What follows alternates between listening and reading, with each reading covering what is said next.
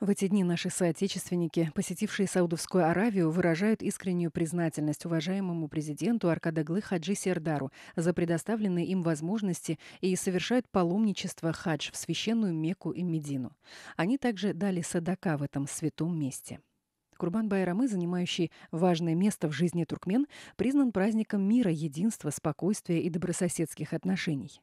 Звучали слова искренней признательности за инициированные героем Аркадагом и достойно продолжаемые уважаемым президентом принципы, а также за созданные условия.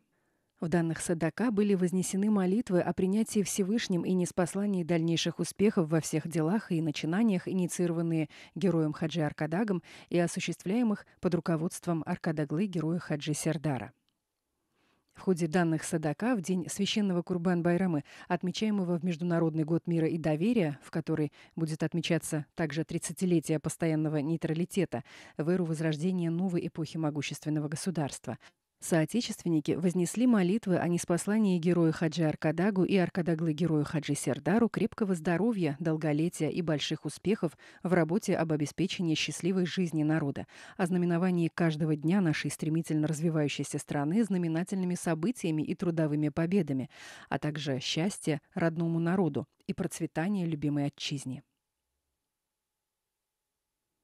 Да будут приняты данные садака и вознесенные молитвы на священной земле в Мекке и Медине о ниспослании Всевышним процветания страны, здоровья и благополучия герою Хаджи Аркадагу и Аркадаглы Хаджи Сердару.